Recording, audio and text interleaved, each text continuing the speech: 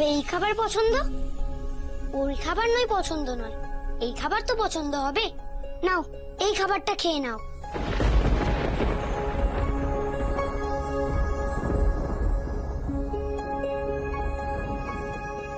কি হলো, হবে না? এখনো রাগ করে থাকবে আমার উপর? ও বুঝেছি, খাওয়ানোর আগে মন্ত্র বলে পুজো করতে হবে তোমায়, তাই তো? ঠিক আছে বাবা, ঠিক আছে, আমি তাই করছি। শোনো, আমি কিন্তু অত মন্ত্রতন্ত্র জানি না, ঠিক আছে?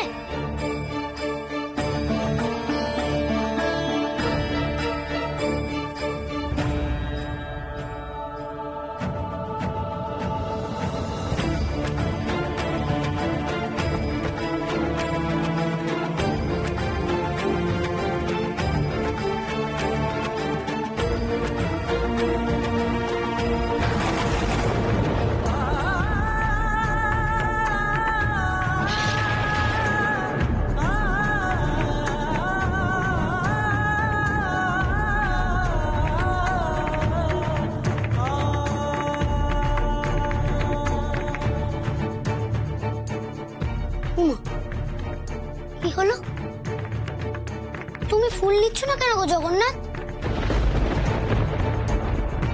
গোপাল তো নিল। ও বুঝেছি, আমি বকাঝকা করেছি বলে তুমি আমার উপর রাগ করেছো, তাই না? মাসির বাড়িতে এসে কেউ কি রাগ করে? পাগল ছেলে।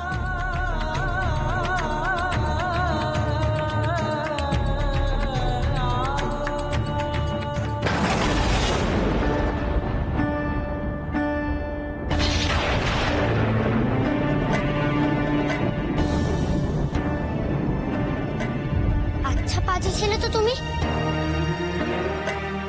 আচ্ছা ঠিক আছে, তুমি যা বলবে আমি তাই করব। বলো কি করলে তোমার রাগ ভাঙবে? বলো না জগন্নাথ, বলো না তুমি, বলো, আমি তাই করব। বলো না জগন্নাথ, বলো।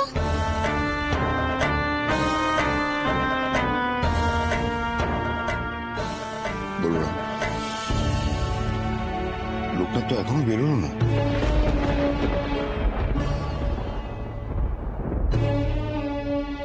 প্রভু কি এখনো বহু গ্রহণ করেননি? কি জানি, জগন্নাথ দেব কি তাহলে সত্যি সত্যি রাগ করলেন আমাদের ওপর? বড়, তবে কি আমাদের আয়োজনের কোন রকম কোনো ত্রুটি হলো? কি বলি বলুন তো। আচ্ছা, তরিতা মাই বা এই সময় আবার নতুন করে কেন যে গন্ডগোল পাকাতে গেলেন? ওনার অভিশাপ লাগলো না তো? লাগবেই তো বড় বৌদি, ওই তরিতামাকে চটালে এই সবই হবে। আমি তো দাদাকে কত করে বারণ করলাম, আমার কথা কেউ শুনলে তো? মাধবী, তোমার তরিতামা শুধু কি লোককে অভিশাপ দিতেই পারে, ভালো কোনো কিছু করতে পারে না? শুভ কাজ দেখলে তার এত গাত্র দেওয়া হয় কেন? তা কেন হবে দাদা? তরিতামা এই গায়ের কত লোকের কত উপকার করেছে, তোমরা যদি তা দেখতে না পাও তা তো কিছু করার নেই। কিন্তু আজ আজ তোমরা ওনাকে যে অপমান করলে, দেখো এবার কি হয়। আমার তো মনে হয় এই কারণেই জগন্নাথ খাচ্ছে না। যবে দেখি জগন্নাথ সুভদ্রা বলায় সাত, তবে জানি আয়ুন কুরুক্ষেত্র এরি পদ্মলোচন, সফল হইল জীবন।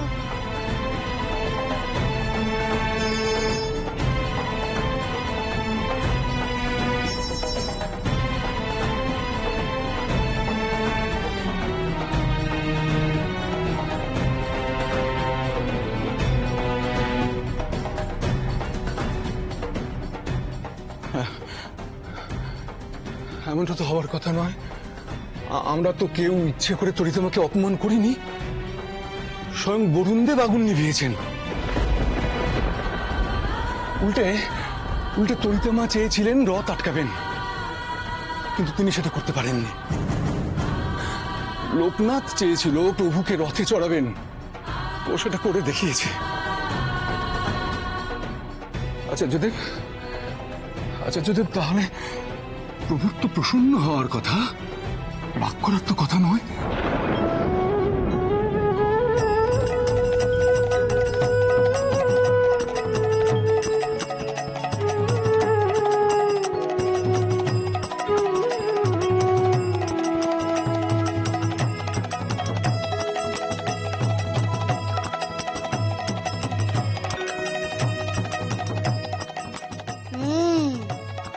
দুষ্টুমি করা হচ্ছে আমার সাথে। তোমরা তাহলে ফুল চাও না, মালা চাও? তাহলে আগে বললেই পারতে। শুধু শুধু এত দেরি করালে কেন বলো তো? বাইরে কত মানুষ দাঁড়িয়ে আছে বলো তো, তাদের কত কষ্ট হলো। তাহলে কি এমন হলো? আমাকে আমাকে অনুমতি দিন আচার্যদেব, আমি একবার ভেতরে গিয়ে দেখে আসি। না ব্রজ, যেও না। লোকনাথই জগন্নাথ দেবের রাগ ভাঙাবে, তুমি নিশ্চিন্ত থাকো। কিন্তু আচার্যদেব, লোকনাথে এত দেরি করছে কেন? ও কি পারবে প্রভুর মান ভাঙাতে? ঠাকুর, লোকনাথ পারবে না তো কে পারবে শুনি? লোকনাথ তো এখনো এলো না, তাহলে কি জগন্নাথ দেবের আমার ভোগ পছন্দ হয়নি? শুধু শুধু এইসব মন গড়া কথা ভেবে নিজেকে কেন কষ্ট দিস সুধা? ওরে, সবই তো প্রভুর লীলা, সে কি আমরা বুঝতে পারি রে? তুই চিন্তা করিস না, লোকনাথ জগন্নাথ মহাপ্রভুকে খাইয়ে তবেই আসবে। আর একটু ধৈর্য ধর, লোকনাথ এখনই বেরিয়ে আসবে। আর কত ধৈর্য ধরবো আচার্য ঠাকুর? আমি সেই কবে থেকে প্রভুর সেবা করে আসছি, কই কখনো তো এমন কাণ্ড হয়নি। তবে আজ কি এমন হলো যে উনি অন্য গ্রহণ করতে চাইছেন না? না ঠাকুর, যে করে হোক আমাকে ভেতরে যেতে হবে, গিয়ে আমার প্রভুর কাছে ক্ষমা চাইতে হবে। আপনি আমাকে অনুমতি দিন, আমি একটু ভেতরে যাই।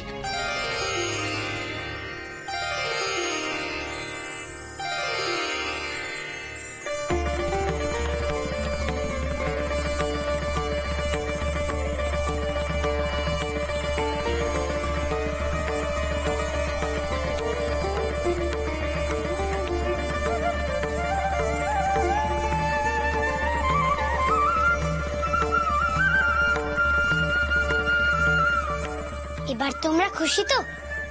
এবার লক্ষ্মী ছেলের মতো ভোগগুলো খেয়ে নাও দেখি। অনেক দুষ্টুমি করেছো, খেয়ে নাও। এই নাও, খাও।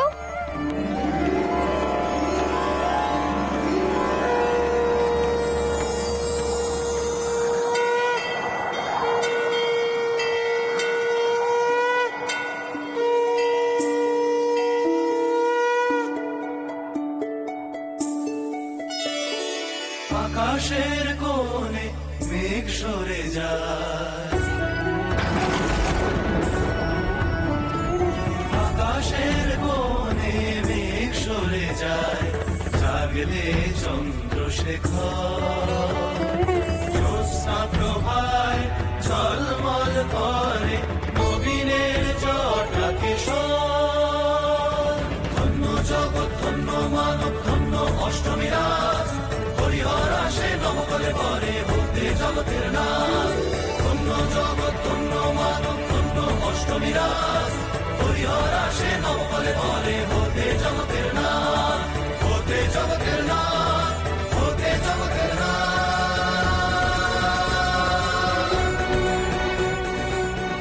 জগন্নাথের কত কষ্ট করে রাগ ভাঙালাম। নাও গো, সবাই প্রসাদ নাও। বাবা, সে কি অভিমান!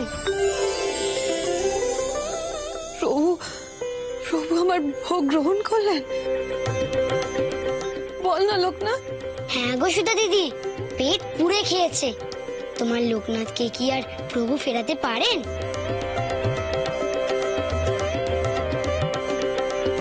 আমি জানি লোকনাথ, আমি জানি তোকে প্রভু ফেরাবেন না।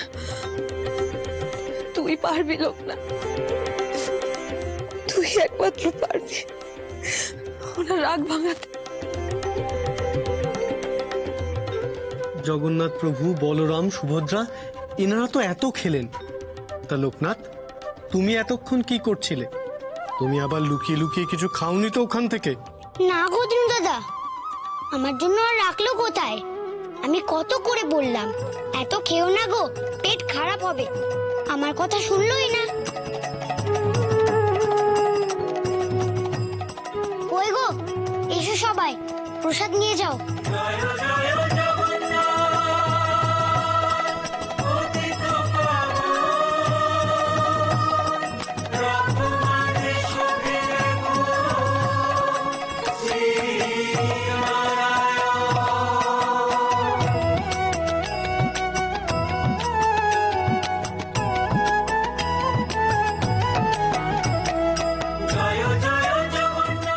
ওই গো প্রজো কাকা, এসো প্রসাদ নিয়ে যাও।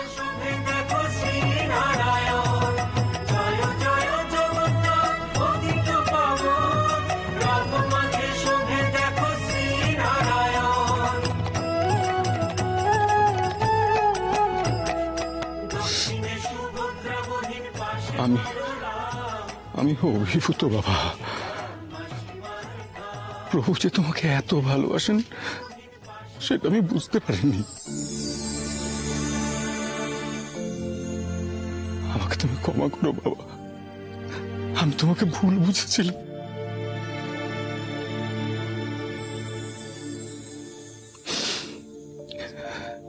বিশ্বাস করো, এই জীবনে তোমার মতন মানুষকে দেখতে পেয়ে আমি যে কত পুণ্য লাভ করেছি সেটা তোমাকে বলে বোঝাতে পারবো না বাবা। আমি তোমাকে একটা দায়িত্ব দিতে চাই। আবার কি দায়িত্ব দেবে গো কাকা? আমি একটা অনুরোধ করব, রাখবে? হ্যাঁ গো, রাখবো। আগে বলো কি অনুরোধ? আমার জগন্নাথ, সুভদ্রা আর বলরামকে রথে চাপিয়ে তুমি আমার বহুদিনের স্বাদ পূর্ণ করেছ। তুমি না থাকলে সেই উড়িষ্যা থেকে বাংলায় এসে আমার এই স্বপ্ন পূরণ হতো না। তোমার মতন ভক্ত প্রভু আর কোথায় পাবেন বলো? তাই আমি আমার জগন্নাথ, বলরাম আর সুভদ্রাকে তোমার হাতে তুলে দিতে চাই।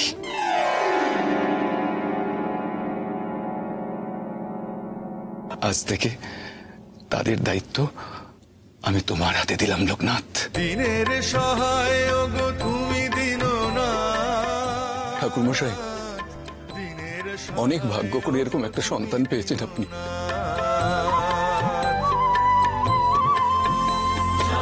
স্বয়ং প্রভু যাকে ছায়ার মতন আঁকড়ে রাখেন, তার ডাকে সাড়া দেন, সে তো মহামানব ছাড়া আর কিছু নয়।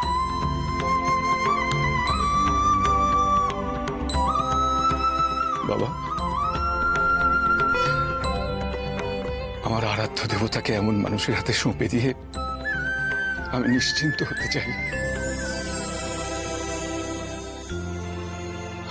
আপনাকে একটা অনুরোধ করব, মাসির বাড়ির থেকে ওরা ফিরলে এই মূর্তিদের আপনি আপনার বাড়িতে প্রতিষ্ঠা করবেন।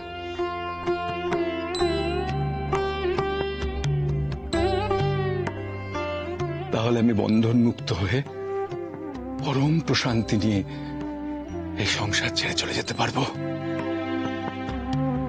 জয় জগন্নাথের জয়। জয় বলরাম, জয় সুভদ্রা, জয় জগন্নাথ। নাও গো, তোমরা সবাই দাঁড়িয়ে রইলে কেন? বাজাও, হরে কৃষ্ণ কৃষ্ণ কৃষ্ণ বাজাও। জয় জগন্নাথের জয়, জয় জগন্নাথের জয়, জয় জগন্নাথের জয়। কৃষ্ণ হরে হরে, হরে রাম রাম রাম হরে হরে, হরে কৃষ্ণ জমিদার মশাই,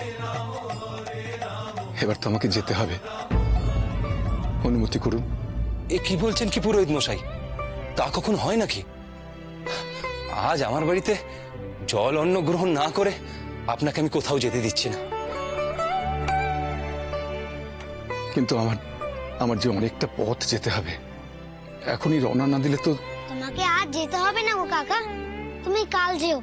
আজ বলরাম কাকার বাড়িতে কত খাবার দাবারের আয়োজন, সবাই একসাথে থাকলে কত আনন্দ হবে বলো তো। চলো না কাকা, তুমি তো আমাদের বাড়িতে কোনোদিনও যাওনি। আচ্ছা ব্রজ, থেকে যাও না, বাচ্চারা এত করে বলছে। এমন ভালোবাসা উপেক্ষা করে কেউ কেউ চলে যেতে পারে? চলো গো লোকনাথ, আজ আমি তোমার জন্য থেকেই যাব। আসুন জমিদার মশাই, আপনারা সকলে আসুন। এই গরিবের বাড়িতে আপনারা সকলে পায়ের ধুলো দেবেন। আসুন আসুন জমিদার মশাই, আসুন।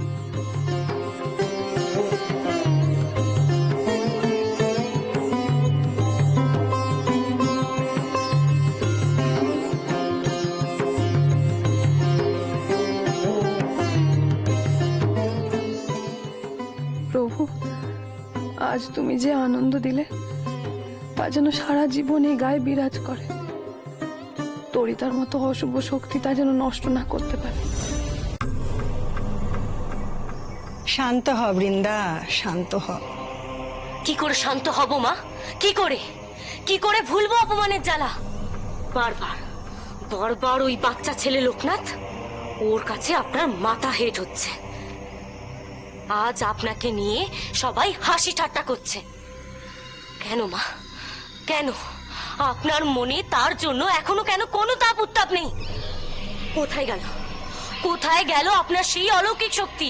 কোথায় গেল আপনার সেই জাদু ক্ষমতা? তুই লোকনাথকে একজন সাধারণ বালক ভাবিস?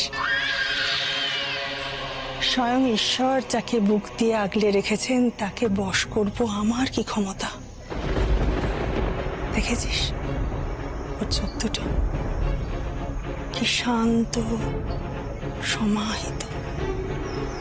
ওকে যতবার বশ করার চেষ্টা হয়েছে ততবার ব্যর্থ হয়েছি। যতবার কথার জালে ওকে হারাতে চেষ্টা করেছি ততবার আমাকে হারতে হয়েছে। কেন জানিস?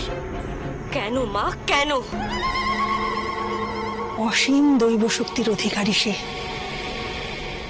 ভাগবত তার কণ্ঠস্থ, স্বয়ং নারায়ণ তার জিভের ডগায় অবস্থান করেন।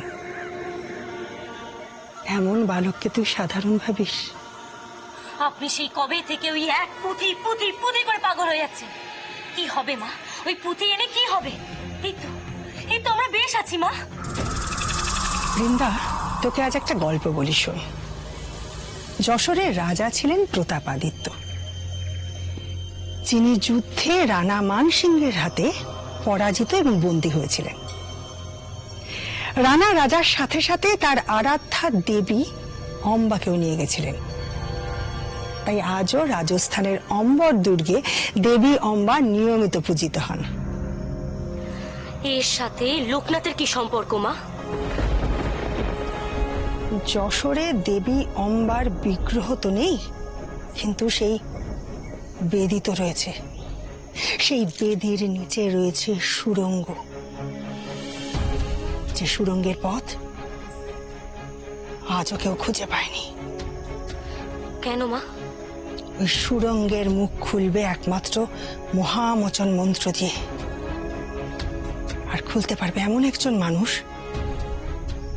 কাম, ক্রোধ, লোভ এর কোন রিপুই যার শরীরকে স্পর্শ করেনি। এমন একজন পবিত্র অপাপবিদ্ধ শরীর লোকনাথ ছাড়া আর কার হতে পারে? সেজন্য লোকনাথকে আমার চাই। মা, আপনি ওই সুড়ঙ্গে যাওয়ার জন্য এত কেন উদ্গ্রীব হয়ে রয়েছেন? কি আছে সেখানে? 7 রাজার ধন, অতুল ঐশ্বর্য, আর সাথে রয়েছে দেবী অম্বার পোষা হাজার হাজার বিষধর সর্প, যাদেরকে বশ করতে পারবে একমাত্র লোকনাথ। বৃন্দা, জিততে গেলে কখনো কখনো হারতেও হয়। আজ লোকনাথ জিতেছে, জিতুক। কাল তো আমি জিতব, জিতবই।